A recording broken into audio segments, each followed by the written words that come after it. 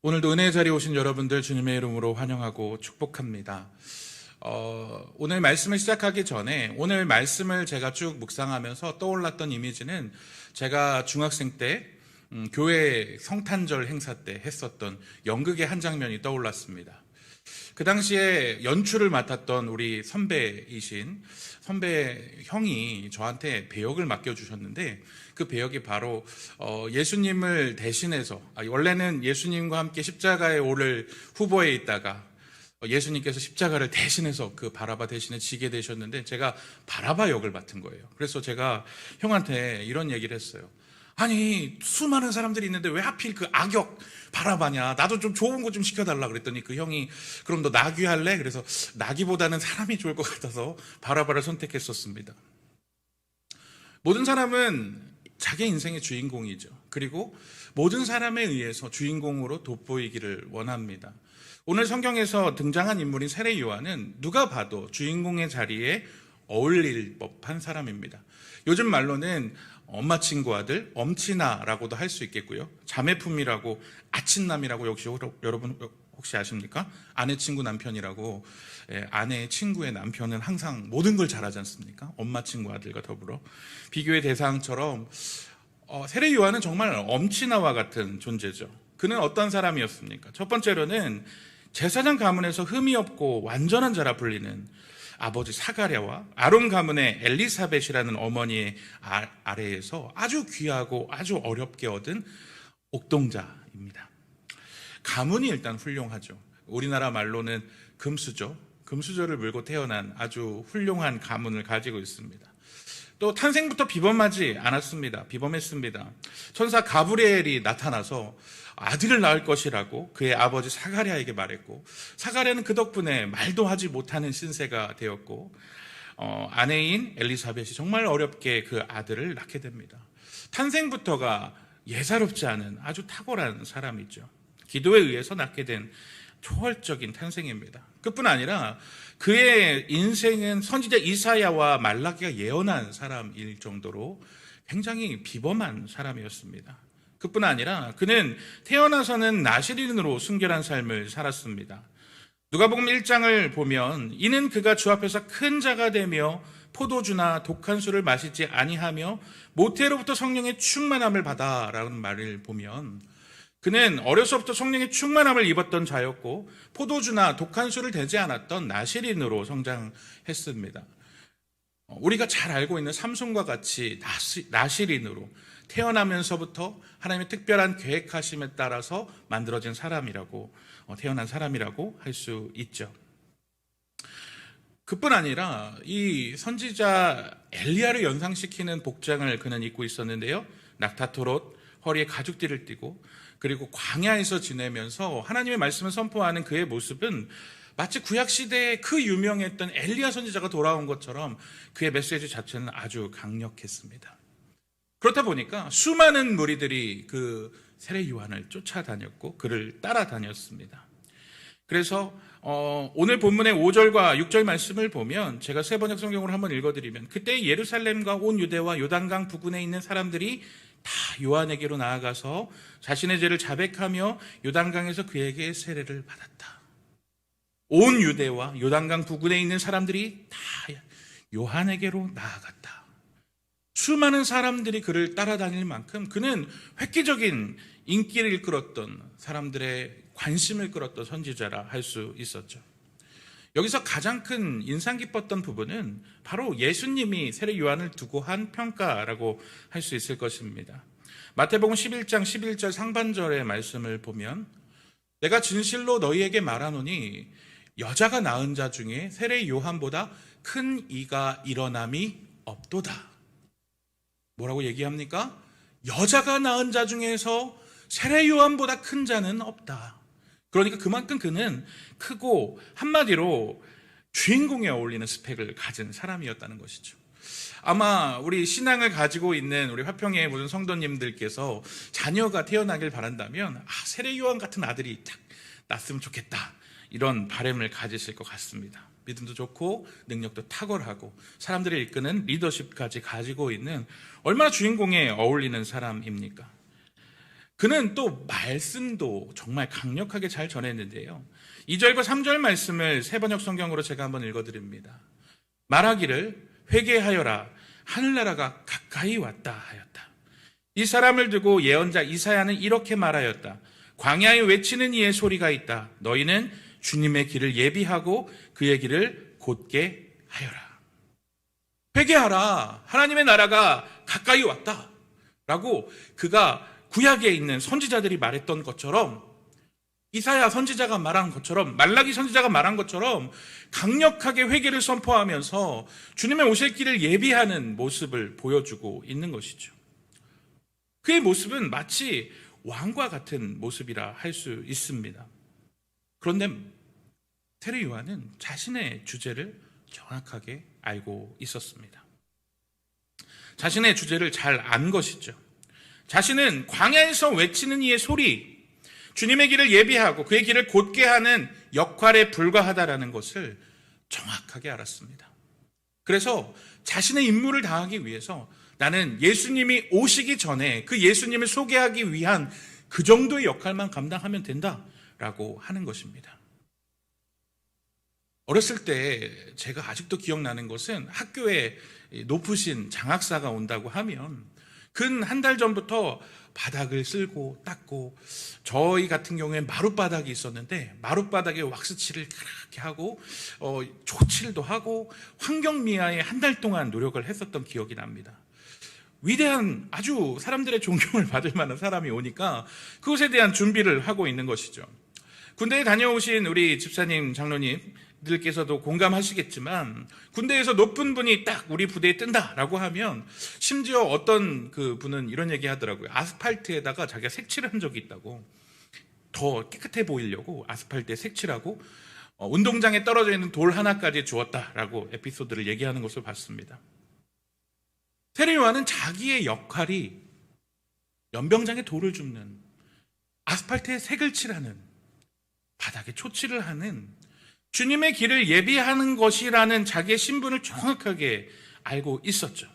그래서 왕이 오실 때, 야, 이제 여러분 내 뒤로 왕이 오십니다.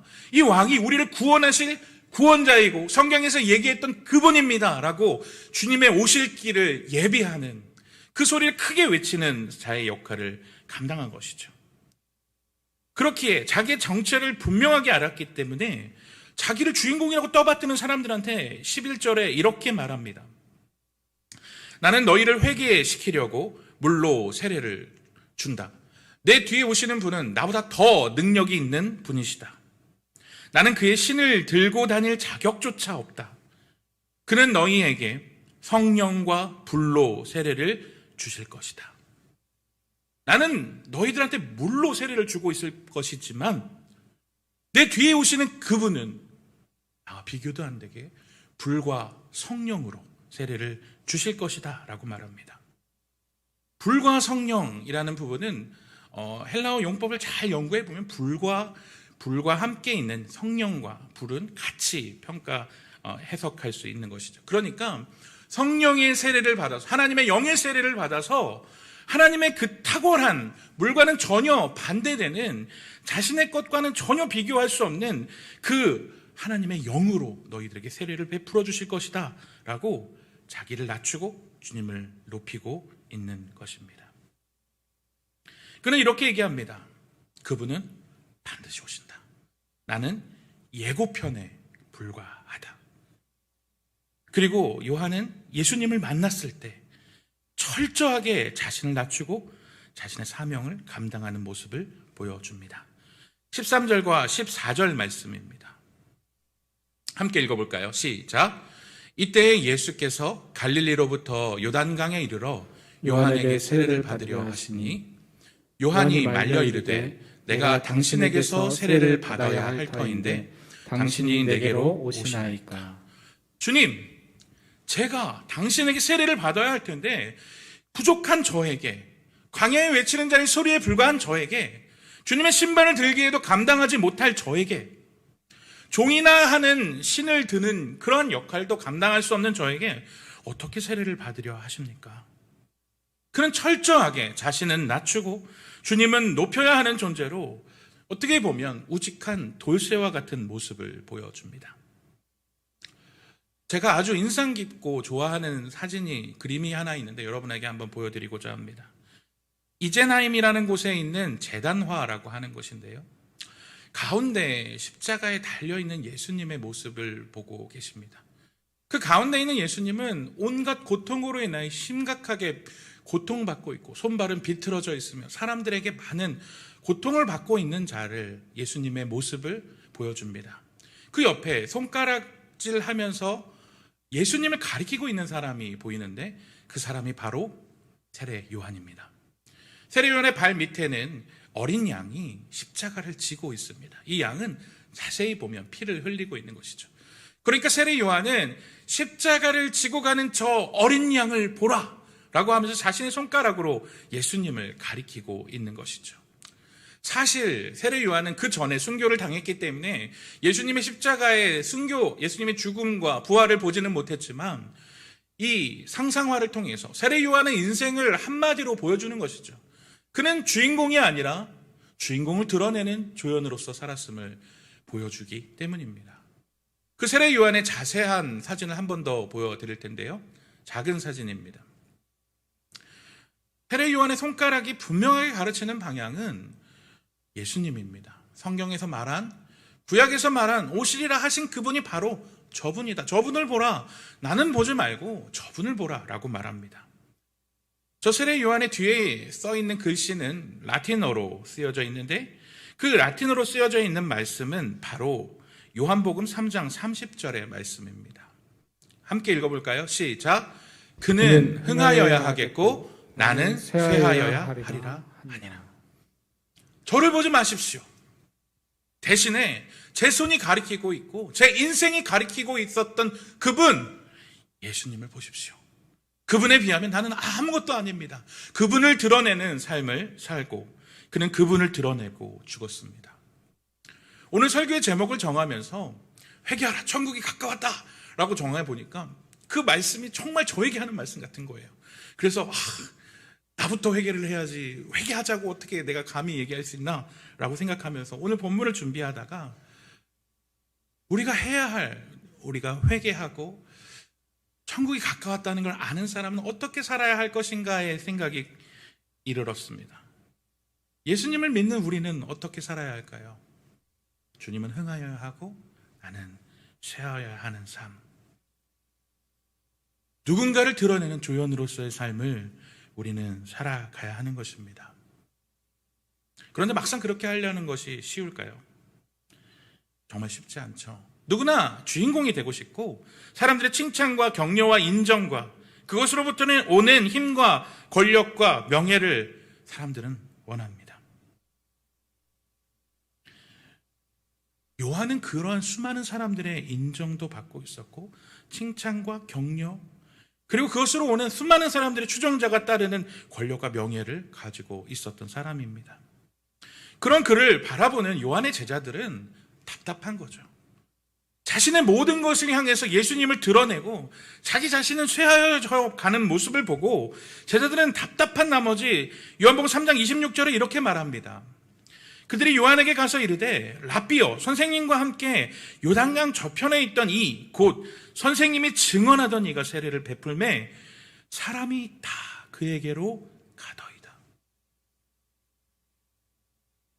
라삐여 선생님 우리가 주인공이 돼야 되는데 그 주인공의 자리를 저 사람 당신의 세례를 받았던 저 사람이 다 가져갔습니다. 사람들이 다 그에게만 몰려갑니다. 어떻게 보면 사람의 반응은 당연히 그것 아니겠습니까? 하지만 요한은 자신이 예수를 드러내는 이 일로 기쁘고 하나님께서 주신 것이니 그 영광을 받으시는 것은 당연하지 않은가라고 말하고 있습니다. 27절 말씀이죠. 요한이 대답하여 이르되 만일 하늘에서 주신 바가 아니면 사람이 아무것도 받을 수 없느니라. 내가 바란 바 나는 그리스도가 아니요 그의 앞에 보내심을 받은 자라고 한 것을 증언할 자는 너희니라. 신부를 취하는 자는 신랑이나 서서 신랑의 음성을 듣는 친구가 크게 기뻐하나니 나는 이러한 기쁨으로 충만하였노라 라고 말합니다. 나는 그것으로 만족하다. 신랑을 영접한 친구가 된 것으로 족하다. 나는 아무것도 아니다. 연말에 시상식을 보면 연예인들이 나와서 꼭 하는 말이 이런 것 아니겠습니까? 이유리 씨가 나와서 이런 말을 했습니다. 주님이 하셨습니다. 모든 영광 살아계신 하나님 아버지께 영광 돌려드리고 싶습니다. 상을 받고 하나님께 영광을 올려드린다 라고 말하면 하나님이 영광을 받으실까요? 그렇게 상 받을 때 말하면 하나님이 영광을 받으시고 말하지 않으면 영광을 받으시지 않는 것입니까? 한 통계를 봤는데 지난 1년간 코로나19를 겪으면서 한국 교회 신뢰도가 어떻게 변동되었는가를 가리키는 설문조사였습니다. 일반 국민 1000명을 대상으로 온라인 조사로 이루어졌는데 그 평가는 충격적입니다. 교회 신뢰도는 32%에서 21%로 급락했습니다. 교회가 교회다운 역할을 하지 않아서 그것으로 하나님의 영광을 가리우고 그것을 통해 사람들은 교회를 더 이상 신뢰하지 않는다라고 말하는 것이죠.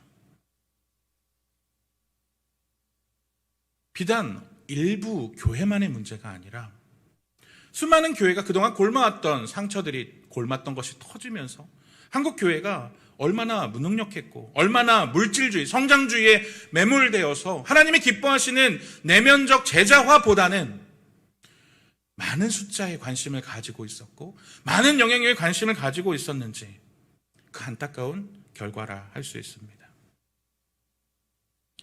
우리는 하나님의 선한 일을 위하여 부르심을 받은 자이고 예수님을 비추는 대표자로서 이 자리에 이 세상 가운데 서 있습니다. 얼마 전에 벨기에 대사 부인이 갑질을 행하고 일하고 있는 사람의 뺨을 때리는 행위를 보신 적이 있으실 것입니다. 그 한 사람의 행위가 벨기에에 대한 전체적인 안 좋은 이미지를 가지고 온 것처럼 우리도 이 세상 가운데로 보내심을 받은 대사요 예수님을 드러내는 증인으로서 부르심을 받았다는 것을 잊으면 안 됩니다. 우리가 어떻게 살아야 하나님께 영광을 올려드리는 것입니까? 좋은 상을 받고 높은 위치에 올라가서 하나님께 영광을 올려드립니다. 그것이 하나님께 영광을 올리는 것이 아닙니다. 어떻게 하면 하나님께 영광을 올려드리는 세례 요한과 같은 삶을 살 수 있을까요? 마태복음 5장 16절 말씀입니다. 우리 함께 읽어볼까요? 시작. 이같이 너희 빛이 사람 앞에 비치게 하여 그들로 너희 착한 행실을 보고 하늘에 계신 너희 아버지께 영광을 돌리게 하라. 우리의 선한 행실을 보고 예수를 믿는 사람답게 빛을 비추는 모습을 보고 아버지께 영광을 돌리게 하라는 것입니다.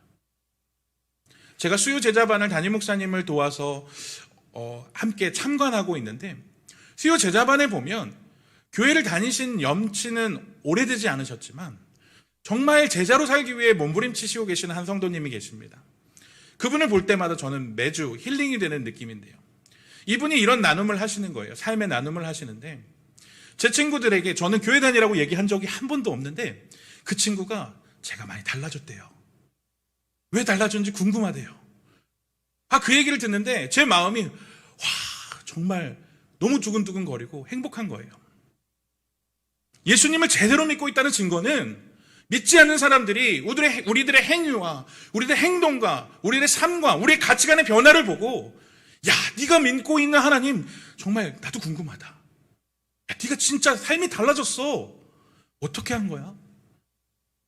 그것이 저는 꼴을 넣고 손을 모으고 기도하는 행위보다 하나님이 하셨습니다라고 한 번 하는 행위보다 삶 속에서 주님을 드러내고 그것을 통해서 하나님을 찬양하게 만드는 것, 그것이 진짜 하나님께 영광을 돌리는 것이 아닐까라고 생각해 보았습니다.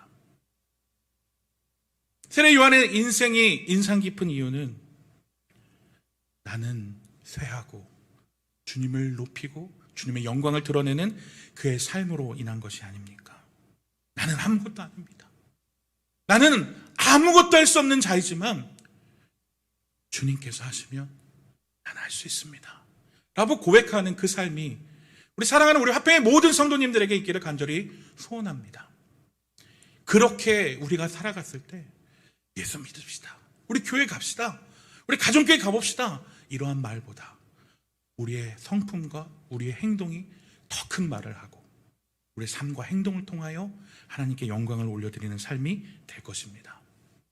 사랑하는 화평의 가족 여러분, 오늘 이 시간 여러분에게 주시는 이 말씀의 은혜는 무엇입니까? 세례 요한과 같이 주님을 가리키는 손가락으로 주님을 드러내는 삶으로 살아가시기를 다짐하시는 오늘 이 저녁이 되시기를 간절히 소망합니다.